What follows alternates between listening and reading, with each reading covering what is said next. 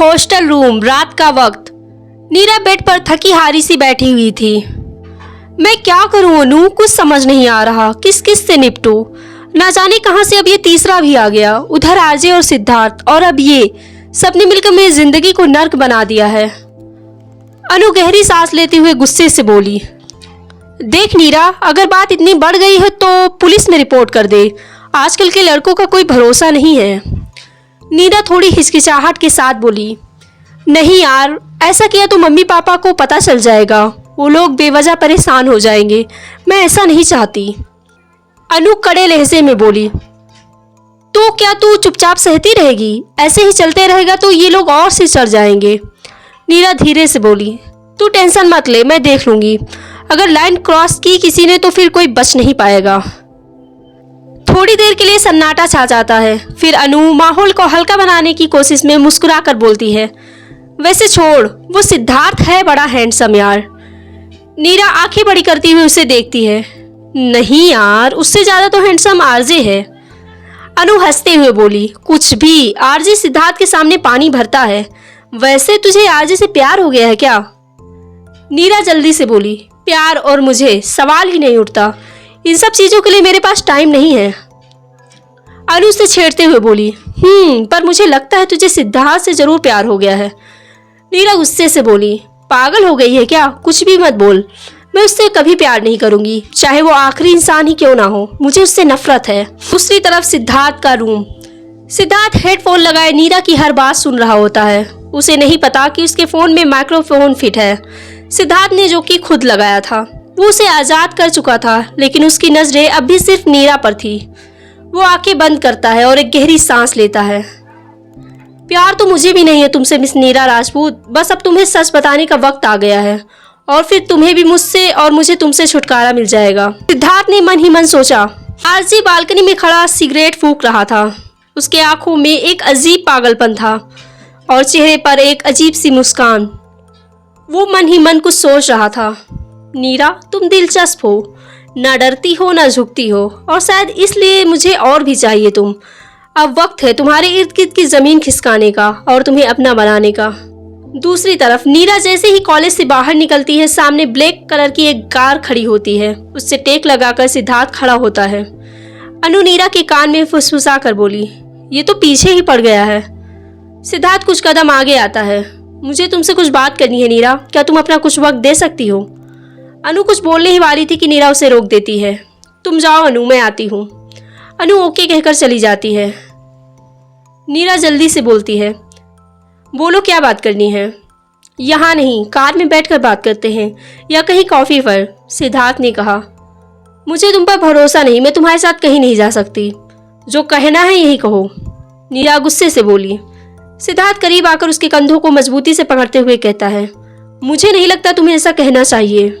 नीरा कसमसाते हुए बोली, छोड़ो मुझे सिद्धार्थ, लोग देख रहे हैं। सिद्धार्थ गुस्से में उसे झटका देकर पीछे करता है। जो बात मैं तुमसे करना चाहता हूँ वो तुम्हारे लिए जानना जरूरी है, बेहतर होगा तुम सुन लो। नीरा चुपचाप उसकी कार की तरफ बढ़ जाती है। नीरा कार में बैठते हुए बोली, अब बताओ क्या बात है? सिद्धार्थ कुछ कहने ही वाला होता है कि तभी उसका फोन बजता है। फोन उठाते ही उसका चेहरा सफेद पड़ जाता है। वो बिना कुछ बोले गाड़ी स्टार्ट करता है और 100 की स्पीड में निकल पड़ता है। नीरा घबरा कर बोली, क्या हुआ है बताओ, कहाँ ले जा रहे हो मुझे, किसकी कॉल थी? सिद्धार्थ चुपचाप बस गाड़ी चला रहा था।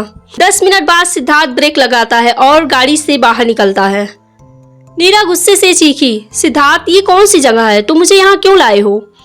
सिद्धार्थ कुछ नहीं कहता, बस तेज कदमों के साथ चलता जाता है। नीरा भी उसके पीछे ही चल पड़ती है। आरजे ब्लैक जैकेट में ठंडी मुस्कान के साथ, हाथ में सिगार और चाल में वही घमंड और पजेसिव ठहराव, सोफे पर बैठा हुआ नजर आता है। आरजे नीरा को देखकर बोला, ओह, तो अब तुम उसे लेकर मेरे पास आए हो। Interesting, very interesting. अपनी बकवास बंद करो और बताओ कहाँ है वो। उसकी आंखों में गुस्सा था, बहुत ज्यादा गुस्सा। एक पल के लिए नीरा को सिद्धार्थ से खौफ आ जाता है। वो उससे 2 कदम पीछे चली जाती है। मैंने पूछा कहाँ है वो? सिद्धार्थ चिल्लाते हुए गुस्से से आरजे की तरफ बढ़ता है। ऐसी कोई गलती मत करना मिस्टर रॉय कि आपको सारी जिंदगी पछताना पड़े। मुझे वो दे दो जो मुझे चाहिए, तुम्हें वो मिल जाएगा जो तुम्हें चाहिए। आरजे उसकी तरफ देखते हुए तिरछी स्माइल के साथ बोला। नीरा एक नज़र सिद्धार्थ की तरफ देखती है जो उसे ही देख रहा था। नीरा को अपने आप पर खूब गुस्सा आ रहा था। वो कैसे किसी ऐसे इंसान पर भरोसा कर सकती थी जिसने उसे किडनैप किया था। अब वो कर भी क्या सकती थी। वो ट्रैप जो हो चुकी थी अपनी बेवकूफ़ी की वजह से, और अब उसे अपनी गलती का एहसास हुआ था। नीरा की सांसें तेज हो रही थी। उसे समझ नहीं आ रहा था कि वो क्या करे, कैसे इस मुश्किल से निकले। आरजे आराम से बोला, देखिए मिस्टर रॉय, मैं कोई बच्चा नहीं हूँ जो डर जाऊँ आपसे। मुझे नीरा चाहिए और तुम्हें वो चीज़ मिल जाएगी जो तुम्हें चाहिए।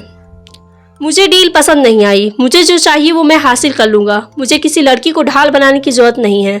अब मैं देखता हूँ तुम नीरा तक कैसे पहुँचते हो, सिद्धार्थ गुस्से से बोला। आरजे सिन्हा कभी हार नहीं मानता। उसे जो चाहिए वो चाहिए।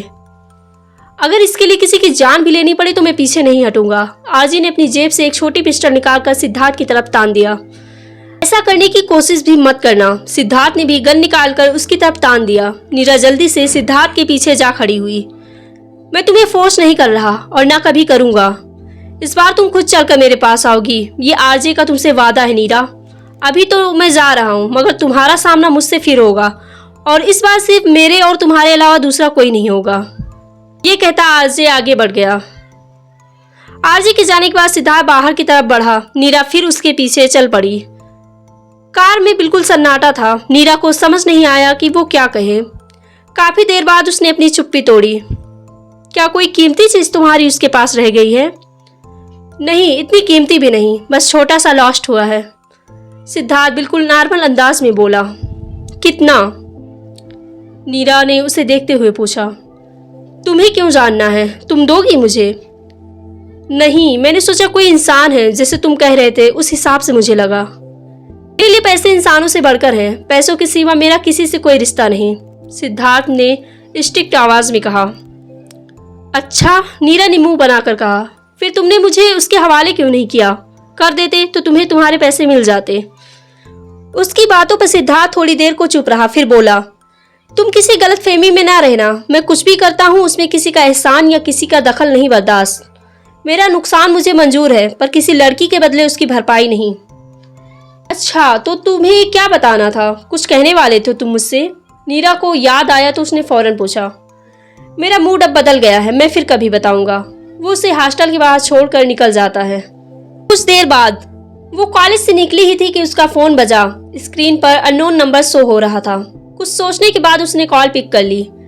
हेलो, आप नीरा बात कर रही हैं? जी हाँ, आप कौन? मैं सिटी हॉस्पिटल से बात कर रही हूँ। आप यहाँ आ जाएं। आपके पेरेंट्स यहाँ एडमिट है, उनका एक्सीडेंट हो गया है। नीरा के पैरों के नीचे से जमीन निकल गई। उसे लगा वो अभी गिर जाएगी। वो भागती हुई हॉस्पिटल पहुंची। डॉक्टर, मेरे पेरेंट्स कहाँ हैं? कैसे हैं वो? ठीक तो हैं? उसने एक ही सांस में इतने सारे सवाल कर लिए थे। देखिए, अभी हम कुछ कह नहीं सकते। कंडीशन बहुत ही क्रिटिकल है। सर पर गहरी चोट आई है और खून भी बहुत बह गया है। अभी तो कुछ कहना मुश्किल है। आप भगवान से प्रार्थना करिए, हम अपनी पूरी कोशिश करेंगे। ये सुनकर नीरा कुर्सी पर ढह सी गई। उसकी खुशियों पर गम के बादल छा गए। रो रो कर उसका बुरा हाल हो गया था।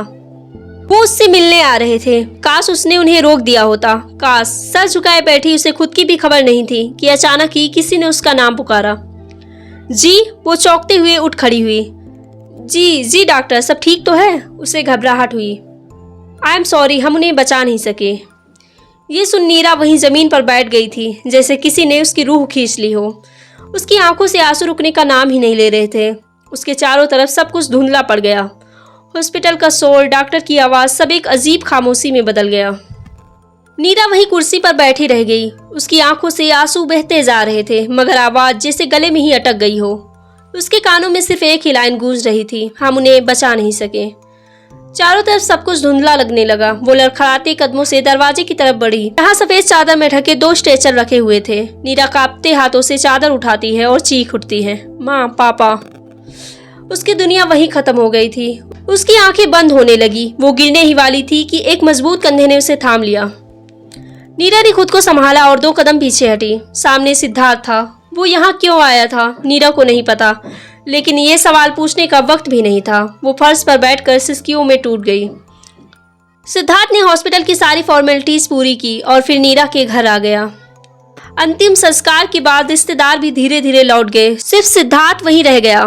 काफी देर की चुप्पी के बाद उसने धीमे आवाज में कहा, क्या तुम यहाँ अकेली रह लोगी?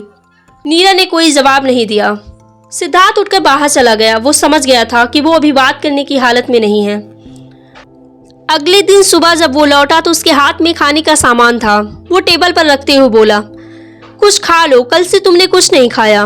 नीरा भड़क उठी, मुझे कुछ नहीं खाना, और तुम्हें मेरी क्यों फिक्र हो रही है? तुम मेरे कुछ नहीं लगते, क्यों आए हो यहाँ? जाओ, मुझे अकेला छोड़ दो, मुझे किसी की जरूरत नहीं है। नीरा रोते हुए सिद्धार्थ से बोली, तुम्हारे ऐसे करने से वो वापस नहीं आ जाएंगे, खुद को संभालो नीरा, सिद्धार्थ ने कहा। वो रोए जा रही थी और टूटे हुए लफ्ज निकाल रही थी। सब मेरी वजह से हुआ, काश मैं होती उनकी जगह, मगर तुम कभी नहीं समझ सकती मेरा दर्द। तुम्हें क्या पता किसी को खोने का मतलब क्या होता है? तुम्हें रिश्तों से क्या मतलब? ये सुन सिद्धार्थ की आंखों में गहरी उदासी उभर आई। उसने ठंडी आवाज में कहा, तुम्हें लगता है सिर्फ तुमने अपनों को खोया है? तुम्हें ऐसा क्यों लगता है कि मुझे कोई गम नहीं? क्या मैं इंसान नहीं हूँ? मैं 10 साल का था जब मेरे माँ बाप मुझे छोड़कर चले गए, सिर्फ मेरी जिद, मेरी गलती की वजह से। मैं उस 10 से 18 साल से गुजर रहा हूँ। जीना पड़ता है नीरा, चाहे अंदर से कितने भी टूट जाओ, चाहे दुनिया उजड़ जाए, हमें जीना ही पड़ता है। नीरा उसके चेहरे को गौर से देख रही थी। उसकी आंखों में जो दर्द था उसने नीरा को पहली बार हिला दिया। सिद्धार्थ ने और गहरी बात कही, और एक बात, मैं यहाँ तुम्हारे लिए नहीं आया, मैं यहाँ उनके लिए आया था जो इस दुनिया से चले गए। तुम्हारे पापा मेरे डैड के दोस्त थे। वो जानते थे कि मेरे पेरेंट्स की मौत हादसा नहीं, कत्ल थी। उन्होंने सबूत ढूंढने की बहुत कोशिश की, पर जब कुछ नहीं मिला तो केस बंद करना पड़ा। और सुन लो, तुम्हें जो हादसा लग रहा है वो भी कत्ल है। ये तुम्हारी वजह से नहीं हुआ, इसे किसी ने प्लान किया था, और तुम उन्हें ना भी बुलाती तो भी वो लोग ऐसा ही करते। मेरे पेरेंट्स को तो इंसाफ नहीं मिला, लेकिन मैं कसम खा चुका हूँ कि उनके कातिलों को ढूंढकर कुत्ते की मौत मारूंगा। सिद्धार्थ की आंखों में जुनून था। जब मेरे पास कोई नहीं था तब तुम्हारे पापा ने मुझे संभाला, इसलिए मैं तुम्हें अकेला नहीं छोड़ सकता। मुझे रिश्तों से मोहब्बत नहीं है, बस इनके सिवा मैंने किसी को अपना नहीं समझा। ये शायद कोई था ही नहीं मेरा। वो रुक कर गहरी सांस लेता है और नीरा की तरफ देखे बिना कहता है, मैं जानता हूँ तुम्हारे अंदर बहुत सारे सवाल चल रहे होंगे। मैं जो कहना चाहता था वो सब मैंने इसमें रिकॉर्ड कर दिया है। उसने एक पेन ड्राइव उसके सामने बढ़ाया। जब दिल करे सुन लेना, तुम्हारे सारे सवालों के जवाब हैं, जो भी तुम मुझसे पूछना चाहती हो। मैं चलता हूँ। मैं जानता हूँ तुम बहुत स्ट्रांग हो, मगर तुम्हें मेरी कभी भी जरूरत पड़े तो मुझे कॉल कर लेना। सिद्धार्थ ने नीरा की तरफ एक कार्ड बढ़ाया। नीरा ने चुपचाप कार्ड और पेन ड्राइव थाम लिया, और कुछ ही देर में सिद्धार्थ उसकी नजरों के सामने से गायब हो गया। सिन्हा मेंशन। बालकनी में सिगरेट और हाथ में शराब का गिलास लिए अजय खुद से बातें कर रहा था। मैंने पहले ही कहा था, अगर मेरी बात मान जाती तो मुझे ये सब नहीं करना पड़ता। आज वो जिंदा होते। खैर, वो जिंदा रहे या मरे मुझे कोई फर्क नहीं पड़ता, एक दिन तो उन्हें मरना ही था। अजय के चेहरे पर डेविल स्माइल आ जाती है। मैंने कहा था ना, मैं तुम्हारे पैरों के नीचे से जमीन खींच लूंगा। अब तुम्हारा कोई आसरा नहीं रहा। मैंने तुम्हें बिल्कुल अकेला कर दिया है नीरा राजपूत। तुम्हें पाने से मुझे अब कोई नहीं रोक सकता, कोई भी नहीं। तुम मेरी जिद हो, मेरा जुनून हो। तुमसे पहले मैंने कभी किसी लड़की को इस तरह नहीं चाहा। अजय की आंखों में पागलपन साफ झलक रहा था। 1 महीने बाद नीरा अपने माँ पापा की तस्वीर के सामने खड़ी थी। उसकी आंखों में आंसू थे। वो आज हॉस्टल जा रही थी, उस घर को छोड़कर। वो घर छोड़ना नहीं चाहती थी। उसका बचपन बीता था वहाँ।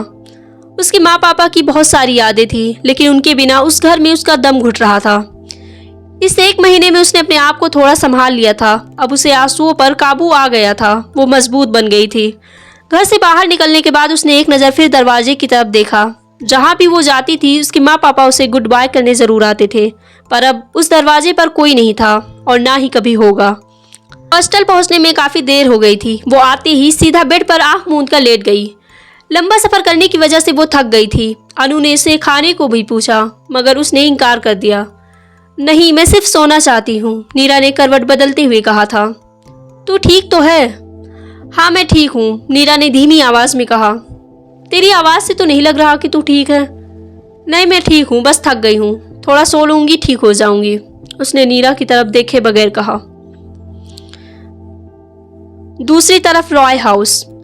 कुर्सी पर बैठा हाथों में जंजीर लिए हुए सिद्धार्थ एक डेविल लग रहा था। सामने पड़ा इंसान दर्द से तड़प रहा था, जिसके गले में जंजीर जकड़ी हुई थी और जिसको सिद्धार्थ बड़े ही बेदर्दी से खींच रहा था। तुझे क्या लगा था शहर छोड़ देगा तो तुझे ढूंढ नहीं पाऊंगा? तू दुनिया भी छोड़ देता तब भी तुझे ढूंढ निकालता मैं। अब बता, किसने कहा था तुझे ऐसा करने के लिए? बोल, वरना जान ले लूंगा तेरी, सिद्धार्थ चीखते हुए बोला। मुझे नहीं पता, प्लीज मुझे छोड़ दो। मुझे सिर्फ टक्कर मारने को कहा गया था और इसके मुझे पैसे मिले थे। मेरा यकीन मानो, मेरी सिर्फ कॉल पर बात हुई थी, मैंने किसी को नहीं देखा। मैं सच कह रहा हूँ। सिद्धार्थ उसके करीब आकर उसकी गर्दन पर पैर रखते हुए बोला, ठीक है फिर अब तू मर, तेरे मरने का टाइम आ गया है। सिद्धार्थ ने पॉकेट से गन निकालकर उसे शूट कर दिया। कमरे में आकर वो आईने के पास खड़ा हुआ। उसके चेहरे पर खून की छींटें थी, मगर उसका गुस्सा और उसके अंदर की आग तभी बुझेगी जब वो असल कातिल को मारेगा। उसकी आंखें सुर्ख थी। बाथरूम में नहाने के लिए चला गया। थोड़ी देर बाद निकला तो उसकी नज़र बालकनी में खड़ी उस लड़की पर गई। तुम यहाँ क्या कर रही हो? वो उसके करीब गया और जैसे ही उसे छूना चाहा वो गायब हो गई। ये पहली बार नहीं था जब नीरा उसे नजर आई थी। इस 1 महीने में उसके साथ ऐसा बहुत बार हो चुका था। वो उसे क्यों नजर आती थी ये वो नहीं जानता था, पर उसका ख्याल उसे आ ही जाता था। वो कोशिश करता था कि वो उसे ना याद करे, लेकिन उसके यादों को रोकना उसके बस में नहीं था। बेबस था। उसके लिए ये एक स्ट्रेंज फीलिंग थी, ना समझने वाली, या शायद स्ट्रेंज लव। इस ख्याल पर उसके माथे पर सिकन आई। नेवर, ऐसा कभी नहीं हो सकता। सिद्धार्थ रॉय किसी से प्यार नहीं कर सकता। सुबह का वक्त था। नीरा खिड़की के पास खड़ी बाहर देख रही थी। हवा उसके चेहरे से टकरा रही थी, मगर उसके अंदर अजीब सा खालीपन था। अनु ने पीछे से आकर उसके कंधे पर हाथ रखा। उसने चौंक कर उसकी तरफ देखा। तुमने नोटिस बोर्ड पढ़ा? नीरा ने नहीं में सिर हिलाया। आज कॉलेज में नए सेशन की शुरुआत है। सब स्टूडेंट को शाम को वेलकम प्रोग्राम अटेंड करना है। अच्छा, नीरा ने धीमे से कहा। शाम का वक्त। अपने ख्यालों में गुम खामोश बैठी घास नोच रही थी। वहां उसके सिवा कोई नहीं था। सब प्रोग्राम में बिजी थे। ज्यादा भीड़ से उसका दम घुटने लगा तो वो उठकर पीछे प्लेग्राउंड में आ गई। यहाँ आकर उसे थोड़ा रिलैक्स फील हुआ। वो इतनी गुम थी कि उसे पता ही नहीं चला कि उसके बगल कोई आकर बैठ गया है। तुम यहाँ अकेले क्या कर रही हो? उसकी आवाज पर उसने एक नजर उसे देखा। वो उस आवाज को पहचानती थी, इसलिए चौंकने का तो सवाल ही नहीं उठता था। ये तो मुझे तुमसे पूछना चाहिए, तुम यहाँ क्या कर रहे हो? रात हल्का सा मुस्कुराया। मैं तो चीफ गेस्ट के तौर पर इनवाइटेड हूँ, इसलिए आया हूँ। अच्छा, तो आपको वहाँ होना चाहिए, यहाँ नहीं, नीरा ने कहा। मुझे जहाँ होना चाहिए था मैं वही हूँ, और तुम ऐसे क्यों बिहेव कर रही हो मेरे साथ? मैंने तो तुम्हें सब सच बता दिया है। ये सुनकर नीरा को याद आया था, उसने अभी तक पेन ड्राइव ओपन ही नहीं की थी। मैंने अभी तक उसे ओपन नहीं किया, और वैसे भी मुझे तुमसे कोई रिश्ता नहीं रखना, नीरा ने धीमे से कहा। तुम्हें नहीं रखना, पर मुझे रखना है। मेरा तुमसे जो रिश्ता है उसे तुम झुठला नहीं सकती, और मैं चाहता हूँ तुम मेरे साथ मेरे घर पर रहो। तुम्हारी जान को खतरा है। सिद्धार्थ ने उसे देखते हुए कहा। मैं मर भी जाऊं तो तुम्हारे साथ नहीं जाऊंगी, और तुम जाओ यहाँ से, मुझे अकेला छोड़ दो। ये सुनकर भी सिद्धार्थ टस से मस नहीं हुआ। उसे ऐसे देखकर नीरा झुंझला कर बोली, ठीक है, तुम नहीं जा रहे तो मैं ही चली जाती हूँ। नीरा उठकर आगे बढ़ी, तभी सिद्धार्थ ने उसका हाथ पकड़कर अपनी ओर खींच लिया। नीरा सिद्धार्थ के ऊपर जा गिरी। सिद्धार्थ ने मजबूती से उसका हाथ पकड़ा हुआ था। वो अपनी पूरी ताकत से हाथ छुड़ाने में लगी थी, मगर छुड़ा नहीं पाई। हॉस्टल, नीरा का कमरा। नीरा कमरे का दरवाजा बंद करके भारी सांसों के साथ दरवाजे से टिक गई। उसकी दिल की धड़कन इतनी तेज थी कि जैसे सीने से बाहर आ जाएगी। पीछे से अचानक ठक ठक की आवाज आई। वो धीरे धीरे पलटी और उसकी आंखें फैल गई। बालकनी पर मास्क पहने एक आदमी खड़ा था। उसकी आंखों में खूनी लालसा थी और हाथ में चमकता हुआ चाकू। वो धीरे धीरे आगे बढ़ा और नीरा का दिल जैसे थम गया। नीरा कांपती आवाज में बोली, कौन हो तुम? आदमी ने कोई जवाब नहीं दिया, बस उसकी ओर झपटा और उसके बालों को बेरहमी से पकड़कर खींचा। नीरा दर्द से चीख उठी। वो आदमी गरजते हुए तेज आवाज में बोला, अगर जान प्यारी है तो मेरे साथ चल। वो नीरा को खींचते हुए दरवाजे तक ले जाने लगा। नीरा चीख रही थी, छटपटा रही थी, मगर उसकी पकड़ बहुत मजबूत थी। तभी अचानक किसी ने उसका हाथ इतनी जोर से पकड़ा कि उसकी पकड़ ढीली पड़ गई। वो कराहते हुए पीछे पलटा। ओके मेरे प्यारे लिसनर्स, तो आज के लिए बस इतना ही। कमेंट करके जरूर बताएं कि आपको आज का एपिसोड कैसा लगा। व्हाट्सएप चैनल को जरूर फॉलो कर लें। Thank you.